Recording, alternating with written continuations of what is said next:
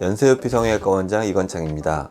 취향 차이는 있겠지만 저희 세대엔 홍콩 무협 영화에 대한 추억이 대부분 있을 것 같습니다. 동네 골목에서 이소룡 흉내를 내며 놀던 아이들의 모습과 명절이 되면 성룡 영화를 개봉하고 극장 앞에는 인산인해를 이루고 안표 장사가 다가와서 속삭이던 그런 기억들입니다. 오늘은 홍콩 무협 영화 대표적인 두 배우를 통해 그 시절로 돌아가 보려 합니다. 이소룡은 1940년 미국 샌프란시스코에서 태어났습니다. 아버지는 중국인으로 유명 경극 배우였고 어머니는 중국 독일계 혼혈입니다.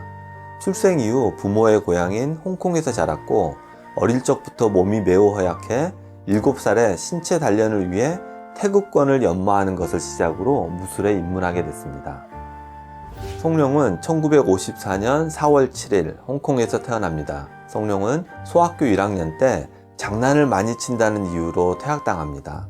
아버지는 그 무렵 호주 주재 미국 영사의 주방장으로 가게 되었고 사부의 엄한 가르침을 받으면 장난기도 수그러들 것이고 또 한 가지 재주를 배울 수 있으니 일석이조라는 부모의 판단으로 7살에 중국 희극학원에 보내집니다. 그곳에서 10년간 연기와 무술 실력을 키웁니다. 이소룡은 경극 배우인 아버지 덕에 일찍이 여러 영화에서 아역 배우로 출연한 경력이 있었지만 학교에서는 매일 싸움을 하며 말썽을 일으켰습니다. 그래서 부모님은 미국으로 보내 공부를 시켰는데 피는 못 속이는지 배우의 꿈을 키웠지만 실패를 맛보고 무술에 전념하게 됩니다.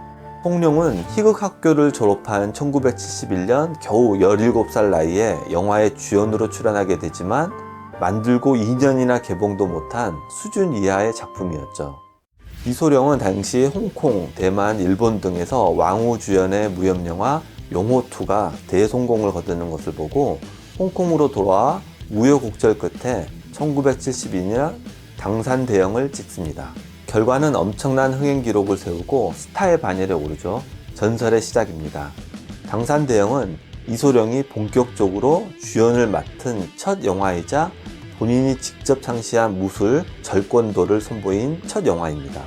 절권도는 이 영화를 시작으로 세계적인 무술로 자리매김하게 됩니다. 이소룡은 1972년 정무문으로 폭발적인 인기를 끌었고 이후에 여러 차례 리메이크 되기도 합니다. 성룡이 주연한 76년작 신정무문은 오리지널 정무문의 이후 스토리를 다룬 의미가 있고 많은 리메이크작 중에 이영걸의 정무문이 가장 완성도가 높다고 평가되기도 합니다. 견자단의 정무문과 비교해서 보시는 것도 재미있을 것 같습니다. 이소룡은 이제 직접 영화사를 설립하고 세 번째 작품을 만듭니다. 맹룡과강입니다. 스스로 각본, 감독, 주연, 무술 지도를 맡았고 다시 흥행 신기록을 갱신합니다. 대표적인 미국 액션 배우 척 노리스의 영화 데뷔작이기도 합니다. 1973년 워너브라더스와 제작한 용쟁호투는 제작비 85만 달러에 전 세계 9천만 달러라는 엄청난 흥행 수익을 거둡니다. 소림사 출신으로 범죄를 저질러 파문당한 마약상을 체포하기 위해 섬에서 개최되는 무술 토너먼트에 이소룡이 참가하게 되는 스토리입니다. 이 영화로 인해 이소룡은 동서양 거 없이 무술의 바람을 일으키며 세계적인 스타가 됩니다.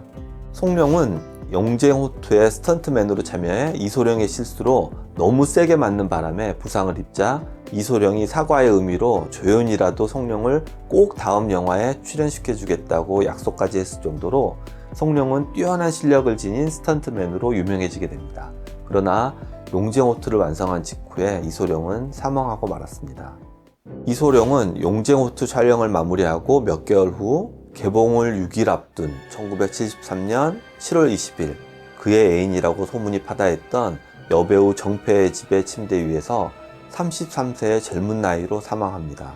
정패는 이소룡이 두통을 호소해서 진통제를 주었는데 그걸 먹은 후 잠든 뒤 영영 깨어나지 못했다고 진술했습니다. 갑작스런 죽음으로 부검이나 다른 전문가들에 의해 많은 의문이 제기되었고 복상사라느니 마약 중독사라느니 등등 각종 논란이 상당히 많지만 공식적인 사인은 복용약품 부작용과 그로 인한 뇌부종입니다. 송룡은 1978년 큰 기회를 잡게 됩니다. 사형 도수를 준비하던 원야평 감독은 주연 배우가 스케줄 문제로 하차하자 송룡을 캐스팅하게 되었고 영화는 히트를 칩니다. 그래서 곧바로 취권을 제작하게 됩니다. 이 작품은 아시아 전역에서 붐을 일으켰고 송룡의 인지도는 급상승하게 되죠. 기존 무협에 코믹이 가미되면서 우리나라에서도 엄청난 인기를 누렸죠. 1983년 오복성을 시작으로 현대를 배경으로 하는 무술과 유머 감각, 아크로바틱 묘기를 결합한 영화를 만들기 시작합니다.